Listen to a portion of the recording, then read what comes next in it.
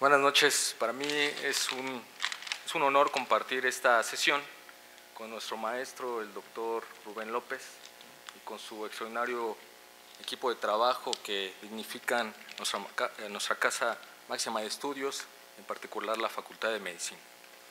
Bien, vamos a tratar este trabajo, el cual muy amablemente la mesa directiva y en particular la presidenta de la asociación, la doctora Rosa María García Escamilla, nos permitió y nos invitó para hacer la presentación y poder pertenecer a esta honorable Asociación Mexicana de Patología Clínica. Bien, vamos a hablar de los estándares de servicios auxiliares de diagnóstico para la certificación de hospitales. Para poder empezar a hablar acerca de los procesos de calidad y sobre todo de la seguridad de los pacientes, hubo un reporte, el cual fue un parteaguas en la época moderna, que nos llevó a nivel global, empezando en Estados Unidos y después en algunos otros países en el mundo, para poder empezar a estudiar todo lo que se refería a la seguridad y calidad de los pacientes. Este reporte se tituló Errar es humano, constituyendo un sistema de salud más seguro. ¿Cuál fue la particularidad o el elemento que nos hizo voltear a ver estas situaciones? Fue que alrededor de 98,000 norteamericanos morían anualmente por errores en la práctica médica, pero lo importante aquí y donde todos volteamos a ver es que iban a ser errores prevenibles.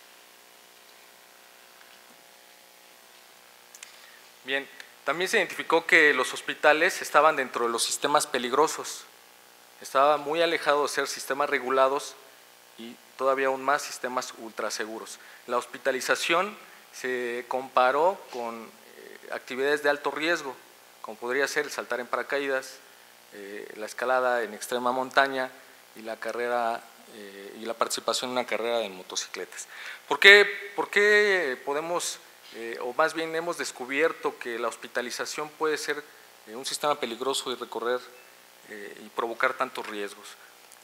Básicamente, imaginemos a un paciente hospitalizado que está en su cubículo y en un día puede tener la visita del médico tratante, del médico residente, de estudiantes, de personal de laboratorio, de personal de rayos X, de asistentes médicas, de trabajo social, de intendencia, de camillería, y por un factor que sería el lavado de manos, podría ocasionarnos un riesgo importante para que ese paciente se infectara y le provocara una infección nosocomial. La certificación en México inicia aproximadamente en 1999 a cargo del Consejo de Salubridad General, y esta crea la Comisión para la Certificación de Establecimientos de Atención Médica, la cual es de participación voluntaria y plural, es decir, aquí participan tanto organizaciones gubernamentales como no gubernamentales. En diciembre del 2008 se inicia la homologación de los estándares de certificación con la Joint Commission International, y en el 2010 ya hay la probabilidad de obtener la certificación por parte del Consejo y la acreditación por parte de la Joint Commission. Para poder hablar de la calidad y la seguridad en la atención médica, tenemos que hablar de las dimensiones de calidad. Como por ejemplo, ahorita podríamos hablar de las características que tiene que tener un automóvil para que podamos decir que es calidad. Probablemente este ítem está ahorita muy en boga por esto de el no y no circula, en donde muchos de nosotros obligadamente y sufridamente vamos a tener que estrenar coche para poder circular. Entonces tenemos que saber cuáles son las características para poder decidir la compra del coche. Dentro de estas fácilmente podemos identificar 5. El coche debe ser seguro, debe tener un rendimiento de combustible, es decir, cuidar nuestra eficiencia, que el coche sea eficiente y que no nos haga el dispendio de gasolina. Podemos también fijarnos en la comodidad, es decir, que el coche esté diseñado para el usuario, considerar al usuario como una parte importante de la decisión de fabricar un coche. El coche también podríamos pedir que tenga durabilidad y que su mantenimiento no sea tan caro y no sea tan frecuente. Pero cuando nos preguntamos cuáles son las dimensiones de la calidad en el cuidado de la salud, a nosotros que nos dedicamos al cuidado de la salud, a veces nos cuesta un poquito de trabajo identificarlas. El Instituto de Medicina de los Estados Unidos identifica 5 dimensiones. Estas son seguridad, efectividad, centrarse en el paciente, eficiencia y equidad. Y por ahí el doctor Julio Frenk, cuando habla del sistema de salud en México, también nos habla de una más, que sería que el sistema de salud esté al alcance de la población, es decir, que sea accesible. Habla de una dimensión también de accesibilidad. Sin embargo, lo que está a nivel internacional usado y utilizado son estas 5 dimensiones de la calidad. El Consejo de Salubridad General en el 2012 es la última versión de los estándares para la certificación de hospitales. Los vamos a nombrar rápidamente porque el trabajo que hicimos tiene que ver con ellos. La cédula para certificar de hospitales está dividida en varias secciones: en metas internacionales de seguridad del paciente, estándares centrados en el paciente y los estándares centrados en la gestión. La que nos ahorita compete y de la cual vamos a hablar son de los servicios auxiliares de diagnóstico, que está dentro de los estándares centrados en el paciente. Bien, los vamos a nombrar rápidamente. Dentro de los estándares son varios y bueno, el primero habla acerca de que los servicios de laboratorio estén disponibles para las necesidades del paciente y que estos cumplan con los estándares, leyes y reglamentos locales y nacionales. El siguiente estándar habla de que exista un programa de seguridad, tanto de bioseguridad como de seguridad en cuanto a las sustancias peligrosas que los laboratorios con mucha frecuencia utilizamos.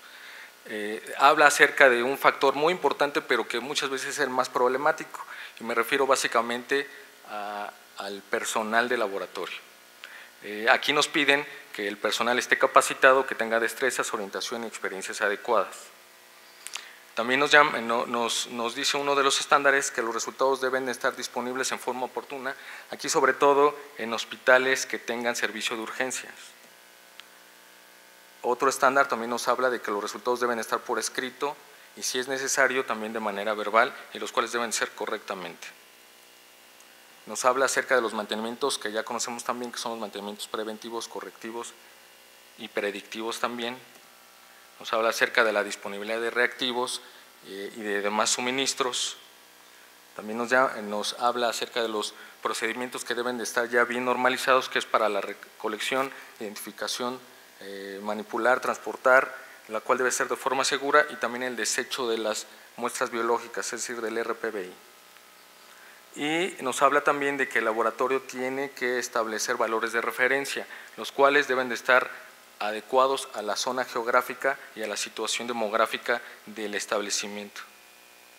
Nos habla también acerca del personal que se va a encargar de la responsiva de laboratorio, la cual debe de haber un aviso de responsable y una licencia sanitaria. Nos habla también acerca de los controles de calidad, que debe ser control de calidad interno y control de calidad externo.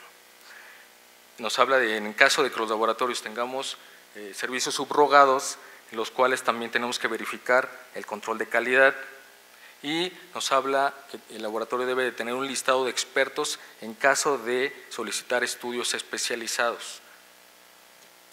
Bien, lo que les acabo de leer, o más bien de platicar, y quisiera que nos lleváramos esto en la mente, no es una lista de buenos deseos. Considero que es una guía para el buen funcionamiento de los laboratorios. Bien, además de cumplir, los laboratorios, además de que cumplan con esos 14 estándares y estos 58 elementos medibles, hay un área de enfoque que se encarga de todos los procesos de calidad del hospital.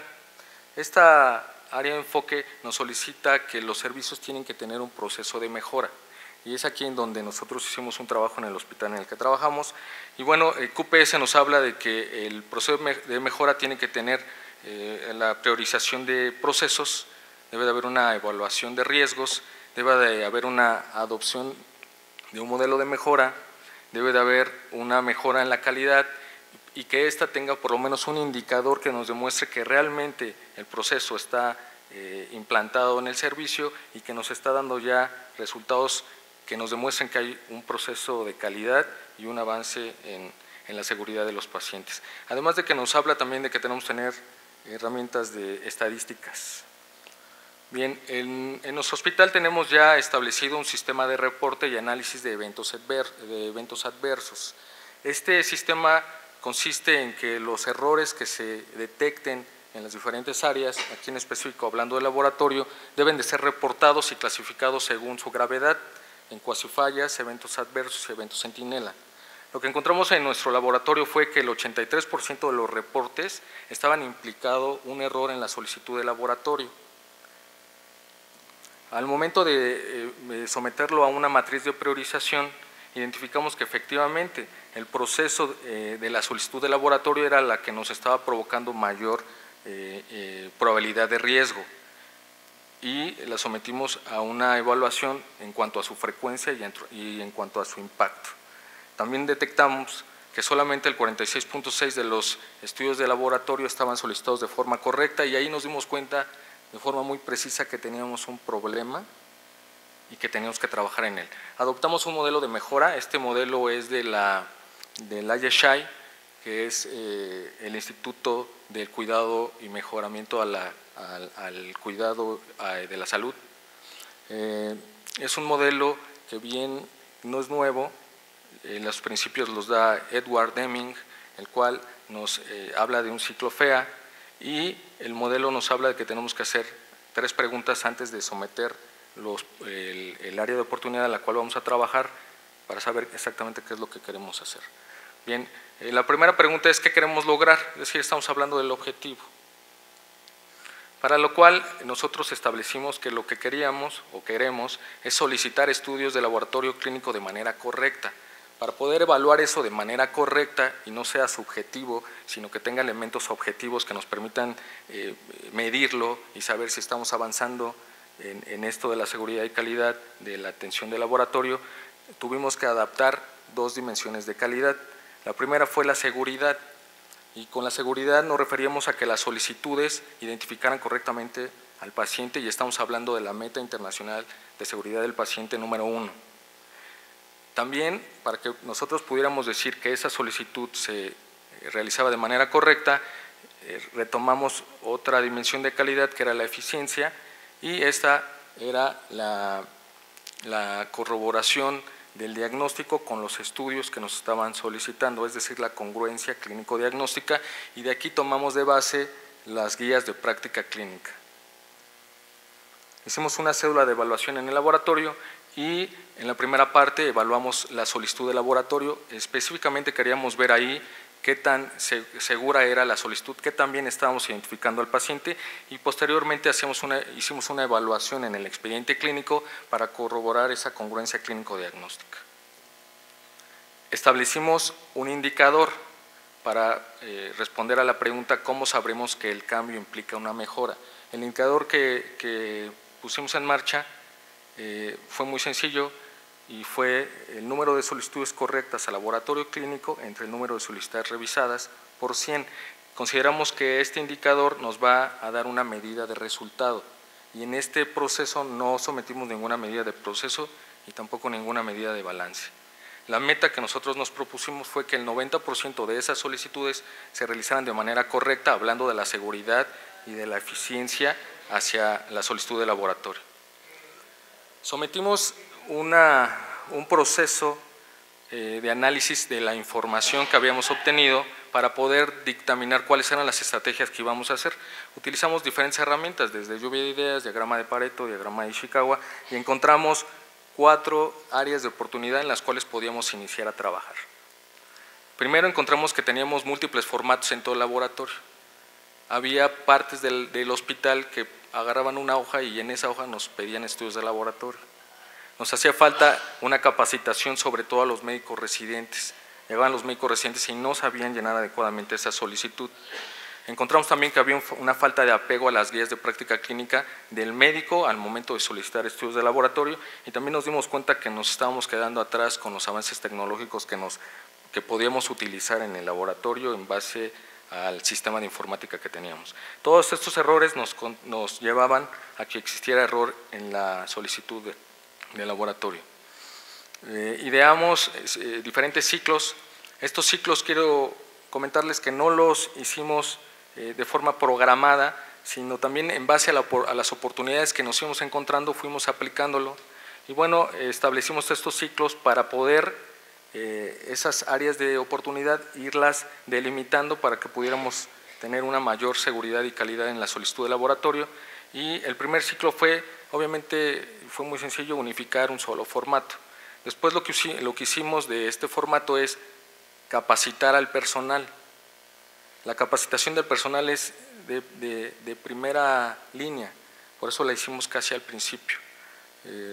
Los que somos jefes de laboratorio, fuimos jefes de laboratorio, sabemos bien que si tenemos áreas difíciles de controlar, son a los que se refieren al personal. En un ciclo 3 ya iniciamos una actividad con los médicos y los cuales solicitamos que la solicitud de laboratorio estuviera justificada en base al diagnóstico y esto en base a las guías de práctica clínica, y finalmente utilizamos una solicitud electrónica. La solicitud electrónica la pusimos al final porque fue hasta ese momento en donde pudimos utilizar la tecnología para poder hacer este ciclo de mejora. Los resultados que obtuvimos fueron los siguientes. En los primeros 2 ciclos prácticamente no hubo avance. El establecer una sola solicitud y el capacitar para el llenado de solicitud, prácticamente no hubo una acción de mejora. Ahí fue cuando la doctora García Escamilla me pidió que presentara un programa para el ingreso. Cuando veía estos resultados, mi primera situación fue, yo creo que voy a trabajar en otra situación porque aquí nada más no veo que pudiera existir un avance. Sometimos un tercer ciclo que fue que nos metimos de lleno, como les comentaba, con los jefes de servicio y ellos con los médicos tratantes para que estuviera justificada esa solicitud, y finalmente implementamos la solicitud electrónica. La implementamos en este punto porque fue en el momento en que tuvimos los elementos para poderlo hacer, tuvimos que idear cómo queríamos esa solicitud electrónica, qué requisitos queríamos que cumpliera, qué era lo que nos iba a ayudar para mejorar todos nuestros procesos, y encontramos en esa solicitud electrónica varios elementos que nos permitieron llegar hasta por lo menos el mes de agosto, que fue el último corte, el 91.4 de solicitudes correctas al laboratorio, que fue evitamos la transcripción. Nos dimos cuenta que los procesos en donde más transcripción hay, esos procesos hay mayor riesgo, son procesos inestables y es donde más errores vamos a encontrar. Disminuimos esta transcripción, aumentamos la redundancia, es decir, la misma información la checamos en diferentes puntos de control, desde el laboratorio hasta el área clínica. Utilizamos paneles inteligentes en donde evitamos que el médico tuviera que anotar todos los datos, sino que estos paneles inteligentes, al poner nombre, nos descargaba toda la información del paciente, o al poner el nombre del médico nos descargaba toda la información del médico.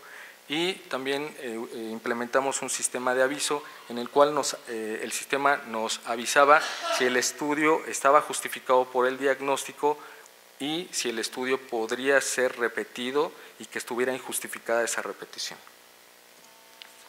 Bien, como conclusiones de la aplicación de este modelo, nos dimos cuenta que los estándares de certificación son un modelo útil para la seguridad y calidad de la atención médica, para la mejora, y que la finalidad no es otorgar un documento al hospital, no es hacer más, elevar el prestigio del hospital. Lo que buscan los estándares de certificación, y nos dimos cuenta, fue que mejoremos la seguridad y la calidad de los pacientes. También nos dimos cuenta que los ciclos de mejora deben de ser permanentes, si bien estas son conclusiones parciales, porque el último corte que hicimos fue en agosto, vamos a seguir trabajando con esto para que nuestro sistema esté estandarizado y ya no haya variaciones en el mismo. Y bien, el laboratorio clínico es una parte fundamental para la certificación de los hospitales, y los sistemas tecnológicos en este proceso fueron de gran utilidad para la mejora. Les comparto una máxima que dice que toda mejora requiere cambios, ya lo dijo también Einstein, en donde si quieres resultados diferentes tienes que hacer las cosas diferentes, pero no todos los cambios resultarán en una mejora. Agradezco su atención. Muchas gracias, doctor. ¿Hay alguna pregunta para nuestro ponente? Yo felicitar al doctor Alexis Ignacio Galván Bobadilla a quien reitero nuestro agradecimiento por haber contribuido desde la formación de médicos residentes al momento. Felicidades, obviamente es un trabajo que te invitamos a que lo publiques. Está en nuestra revista y seguramente será de alto impacto para todos los que están en estos procesos y al cuidado de la salud. Muchas gracias. Muchas gracias. Hay una pregunta. Gracias. Doctor, ¿cómo hicieron ustedes para capacitar al clínico, al cirujano, para elaborar solicitudes de laboratorio de acuerdo al diagnóstico? Es una muy buena pregunta. Afortunadamente, nuestro hospital es monotemático. Trabajamos en un hospital de ortopedia y no tenemos una variación tan importante con las especialidades. Entonces, esto nos permitió juntar las guías de práctica clínica de una manera muy rápida. Sobre todo trabajamos con la guía que es para otorgar el riesgo quirúrgico, en donde viene ahí bien desglosado qué estudios de laboratorio son los que se deben de solicitar. Platicamos con los jefes de servicio tenían sus reuniones departamentales a la semana. También trabajamos con los médicos residentes. De hecho, el jefe de laboratorio identificó que había una variación muy importante cuando rotaban los médicos residentes. Entonces, a los primeros días que el médico residente cambia de área, en ese momento el jefe de laboratorio sube y les dice a los médicos cómo deben de trabajar y cuáles son los estudios que están permitidos dentro de los diagnósticos que más frecuentemente existen en el hospital, los estudios que deberían de solicitar. Prácticamente el hospital de ortopedia trabaja con una batería muy específica de estudios de laboratorio, que son prácticamente estudios preoperatorios.